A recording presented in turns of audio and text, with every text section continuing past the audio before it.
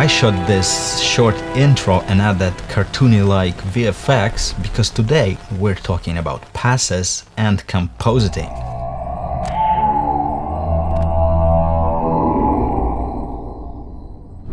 In a race for better realism, we always think about the ways to enhance the image. Sometimes we're looking at the image and thinking, I wish I could increase the intensity of this light. There is one important production stage where the realism of your work can skyrocket. And it's of course compositing stage. So what's compositing exactly? Compositing is the process of combining visual elements from different sources. Classic example of that is live footage and CG elements. That's why I shot that opening video. So render passes. You might heard about them before or you're using them already, and I'm pretty sure you've seen Hollywood blockbusters breakdowns. These breakdowns is exactly what it is. It's just overlaid passes on top of each other. Passes are used to get greater creative control and achieve maximum realism. Basically, you're rendering your CG scene separated into different elements. For example, color data in one pass, reflections data in second pass, lights data in third pass. So you can change the intensity of particular lights or change the color of reflections and things like that without destroying the rest of the scene. Passes can also store some technical data like Z depth, which represents the depth of your scene, motion vectors that records the movements of your objects in your scene, and this allows to motion blur stuff later. So you can use all these passes to integrate elements in post. For instance, if I would have, I don't know, a floor with a custom reflection, grungy reflection, and I would want to put a character shot on green screen. I would want him to be reflected in that custom reflection, but how would I do it? Firstly, I would take the character and put him on plane, obviously, then flip him vertically, and with passes, I would tell his reflections where to appear. Simple as that. That all sounds great, but you might wonder which passes you should use. And as I usually do, I will say it depends. Depends on the scene, on the task, on the pipeline. Depends on what you need to do. Let's run through all the passes and then you would know what you can do. In Cinema 4D settings, go to Octane and click Render Passes tab. You can see some general settings and tabs separating available passes. Beauty passes. Here are all the passes that are used in actual compositing. Render layer allows you to render desired elements on transparent background and include shadows on transparent background as well. I'll explain a bit later. Lighting passes. This tab allows to include all desired lights in separate passes. Render layer mask. These passes are used to render separate masks for separate objects. Info passes. All technical passes like Z-depth, vertices, wireframes, etc. Material passes. Allows to have passes separated by materials channels.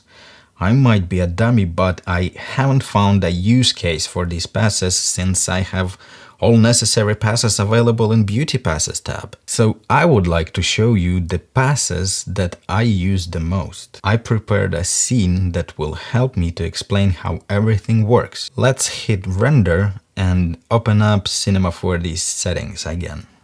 First thing you want to check in render passes is obviously enable checkbox. This is your save path, format, choose EXR. I will explain why a bit later. Depth, 32 bits. Remember our 32-bit versus 8-bit image comparison from previous tutorial? Yep. Compression. Leave as is. Don't save beauty as we're saving beauty path through Cinema's 4D settings anyway. Multi-layer file. Yes, please. That way you won't have a mess in your folders. Color profile and tone map type should be set to linear. I will briefly explain linear workflow later too. Now, you might get away with sRGB and tone map versions if you don't want to mess with linear. Today, though, we will render everything out in linear color space. Finally, let's start exploring passes. In Beauty Passes, on the bottom of the tab, you have a Select and Unselect All buttons. Hit Select All. In your live viewer, you can see additional tabs appeared. By clicking each of them, you're selecting the pass. We don't need all of them, but just to see what they do, let's click each tab. Emitters, the pass that contains all emitters in it. You probably noticed neon signs on the walls in my scene. So why aren't they here in this pass? Because they are obscured with glass. So I have glass cover and emitter inside of it. If I'll disable glass, they will appear here. I will actually leave it like that since there is no difference. Environment. This pass ignores all the objects in the scene and renders your environment only. If you're using HDRI maps, it will render it. It's useful, I guess. I never use it, so I'll disable it. Diffuse pass contains all the color data of the scene. Usually I'm not using it because two next passes giving me more control. Diffuse direct and diffuse indirect are representing colors affected by lights. So you can see that diffuse direct colors are affected by kind of ambient light, and diffuse indirect pass stores the colors that are a result of additional lights and emitters affection. Diffuse filter is kind of raw representation of the colors in your scene. I never use it. Reflection stores all the reflections in it. But same as with diffuse, two next passes allow better control. So I'm not using this one usually. Reflection direct and reflection indirect works same as diffuse pass, but with reflections. Reflection filter shows more or less reflective areas of your scene. Usually I'm not using it too. Refraction is the pass that saves all your specular, transparent objects in a separate pass. This is useful if you want to adjust content that is behind these transparent objects. For instance, something that is behind the window glass, particularly useful in architecture renders. Refraction filter is the pass to quickly see which areas of your scene has specularity in them. Transmission would store transmission if I would have it in my scene. Well, actually, let's quickly add it to the character's hair. Here you go. Here is our transmission. Transmission filter. As all other filters, just specify which objects have transmission. Subsurface scattering glow would be here. I don't have any in this scene, so I'll disable it too. Post pass stores all those fancy glows and glares produced by your Octane camera tag. Last pass, which I actually always use, is noise pass. It only appears if you're rendering with adaptive sampling enabled. The reason I include it is that a lot of times I have to use third-party denoisers in post. And with this pass, it may be easier to capture noise pattern. Okay, all done with beauty passes. I'll skip render layer for now, we will get back to it. Lighting passes. In Octane, you can render up to 8 separate light passes. First, let me show you how to specify light ID in your lights. I have 3 light sources in my scene. Click Octane Light tag. In light settings on the bottom, you can see Light Pass ID section. This is where you specify your light's ID. Keep in mind that if multiple light sources will have same light ID, they will render in the same pass. For these 3 lights, I specified different light IDs. You can also specify light IDs in your emitting materials. Under emission settings, you can see the same light pass ID section. I already assigned unique numbers to all my lights. Let's enable lighting passes. Ambient light pass. This is the light from your environment maps. Sunlight pass would store sunlight if we would have any in this scene. Light pass 1. This light stores our warm light with ID number 1. Let's enable the rest of the lights. See how cool it is? By doing it, you will have the opportunity to manipulate your lights in post. Alright, lighting passes sorted. Info passes. In this tab, I will only show you the passes that I use in my workflow. Geometry normals, vertex normals, and shading normals. Usually these passes are used to add lights or shadows if necessary. Geometry normals are normals of your geometry, without materials in consideration. Same as vertex normals, but geometry is smoothed out. I usually use shading normals because they include your materials normals if there are any. Z-depth pass. I'm pretty sure many of you are familiar with this. It's used to add things like smokes and particles into your scene. Previously, I used it to add depth of field to my works in post, but since I'm rendering depth of field and motion blur in Octane, I don't really use it anymore. But let's leave it. Matte ID. Sometimes I use this pass. It assigns random colors to all materials, and in post you can key out necessary material. It's not too effective as Octane assigns colors with similar tones, and sometimes it's impossible to separate them. Object ID pass. Let's assign Octane object tag to our character. In object layer you see several sections. We need layer ID 1. Let's put 7 in it. Look what happened. This object is now separated from all other objects. All other objects ID is set to 1 by default. This is why all the scene looks blue, because it is all treated as one. Object layer color pass is my preferable way of masking out different scene objects. Let's assign green color to object color. For each object, I can manually set desired color. This is the reason why using matte ID and other similar passes makes no sense to me. Wireframe and ambient occlusion passes can be used in breakdowns because they look cool. There is no other practical use for them. Right, so we discussed main render passes. Now let's render this scene out with all the passes. When it comes to rendering and settings, you want the best quality possible. It is achievable using 32 bits, images and linear workflow. With linear workflow, the calculation of light and color through the whole process from render setup to post will be correct. Since linear workflow is a big topic by itself, I won't talk about it much. I'll only say that this workflow allows you to render correct 32-bit images that contains a lot of data in them. The workflow I'm showing you will be linear by default. So once everything is ready and we chose all the passes we want, it's time to talk about EXR file format. So why EXR? EXR is the high dynamic range file format developed specifically for VFX production pipelines.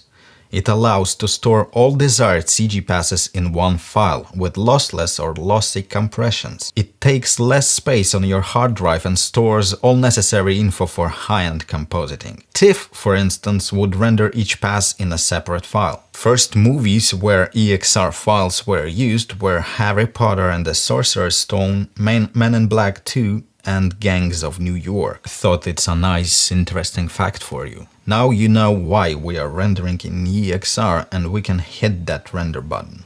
It says it will render for 5 hours on my single 1080 Ti card. I don't want to wait that long, so I will send this scene to my studio workstation and use render font to render it out. By the way guys, you are asking a lot about my PC build. If you haven't subscribed already, you better do so, because in a couple of weeks guys, I'll show you how to build a water-cooled PC with multi-GPU in it. I'll explain which parts and why you should use. While I was saying this long entertaining sentence, render finished.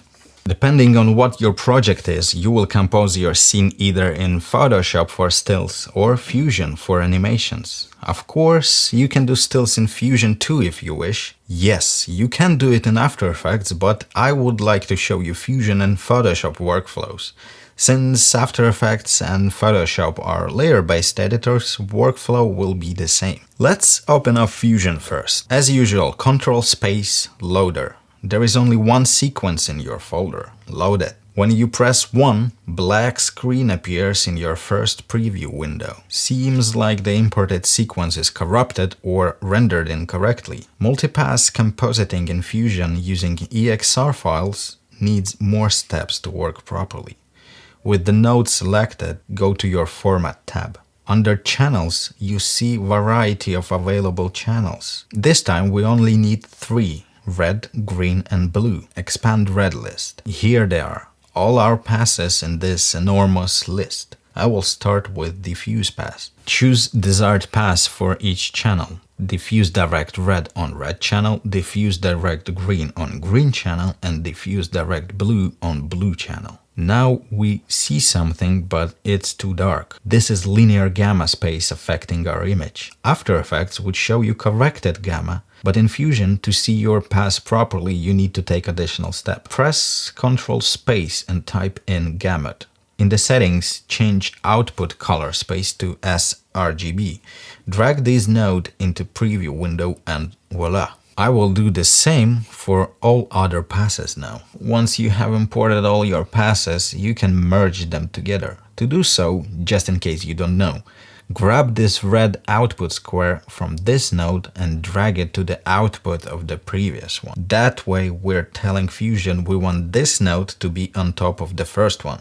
Fusion automatically creates merge node. Repeat that until all the passes are linked together. Now, if you will preview your last node, you will only see your last pass, which in our case is post. That's because we haven't selected any overlay modes yet. In merge nodes, select screen as your blending mode. The final image is a bit too bright and we will have to adjust everything manually. And to be honest, I prefer it that way because that's where creative process starts. I can adjust and manipulate stuff. I can start crafting the image. This particular workflow in Fusion is quite a bit inconvenient. Nuke is doing much better job with EXR files, but I still use Fusion because it's free and Studio version is cheap. I can do all I need in it. After all your passes are merged together, you can start playing around, adding elements like rain in our case and so on. Fusion workflow is most suitable for animation, but what if you want to compose a still image? You can do the same thing in Photoshop. If you will open EXR file in Photoshop, all you will see will be black screen. But there is a great little plugin for Photoshop called EXR.io. It's free and link is in description. Download it, install it and try to open your EXR again. Now, new dialog window pops up. After importing your EXR, you now have all its data separated in passes. I'll get rid of these folders as they're supposed to store separate alpha data for each pass. Then I will move our info passes up and disable them. After that, select all your passes and choose linear dodge overlay mode. Same way as in Fusion, you can now start adjusting your image. Usually I do all the compositing work in Fusion, doesn't matter, still, video, because I like node workflow. I do final retouch in Photoshop once main compositing is done. Now you know everything about passes and how to deal with them in Fusion and Photoshop. But how to compose CG elements on top of live footage? You thought I forgot about the main purpose of this tutorial? Let's open our scene in Cinema 4D and get rid of everything except of our character. Now, I took this picture of a lovely Winchester's alley another day, and this is what we will use as our live shot. Now I will create a plane and place it behind our character. Create diffuse material and load our photo to diffuse channel. Assign the material to our backdrop and in texture settings choose camera mapping as your projection mode. Drag and drop our scene camera to the camera section and here you go. Image is now projected properly. The only thing left to change is aspect ratio, which should be 16:9. As for the camera, the shot was made on full frame camera with 16mm lens. Knowing this is very useful as your scene's perspective will perfectly match the shot's perspective. See that grid line? It's matching the ground tiles. I will now create the floor and the walls the same way. Floor is perfectly aligned to the shot. Control drag the material on top of the newly created plane and we have our projection on it since we already configured this material's projection mode. The floor and the walls will serve as a shadow catchers for us. Look what we have. It's a rough representation of the alley on the photo. Let's render it. I'll get rid of the lights from our previous scene version. The best way to recreate lights is to use HDRI map from the same location. You can check out my tutorial on how to do that. In this case, I'm using another HDRI map that has similar lighting and it works pretty good. If I'll place a light source behind the character, you can see the shadows more obviously. That's all good, but how to divide character from the background to be able to compose it later? Open up Cinema's 4D settings and go to Octane Passes. I'll disable all the passes that we discussed previously and will enable diffuse, reflection, refraction and post only. On our character, we already had an object tag assigned and we specified layer ID as 7. Go to Passes and now we will talk about Render Layer section. Enable it. Now you only see black background. Put our object's ID into layer ID. Now our character is rendering on black background. You need to enable alpha in Octane settings. Our character is receiving colors and shadows from our environment, but is rendered on transparency.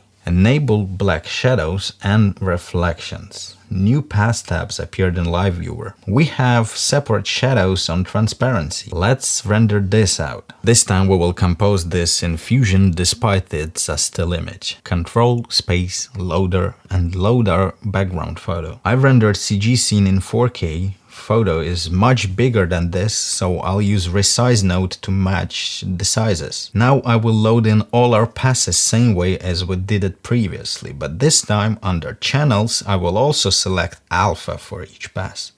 Because this time we actually have alpha channels. Merge all the passes together. This pass came out weird. I'll get rid of it. This is pretty much all you need to know to compose stuff in different ways. You have control over separate CG passes, which gives you great creative freedom. You can start adding elements that you want. I used exactly same technique to create that intro video. The only difference was that instead of still, I used video. And it involved tracking, masking, animating and all that jazz. Irrelevant to this tutorial. Thumbs up if you're pumped to try what you learned. By the way, for the opening scene you've seen in the beginning, I animated a cloud. You can buy it for £1. It's an animated VDB sequence from Houdini, pre-configured Octane scene in Cinema 4D, lights animated through Expresso, and if you have X particles, you will have rain in it. Link in video description. Apart from the cloud, I actually modeled my umbrella, which I have in real life. Just wanted to say that because, yeah. That's it for this tutorial, guys. Subscribe if you wish to step up your VFX game, and I see you soon. Peace!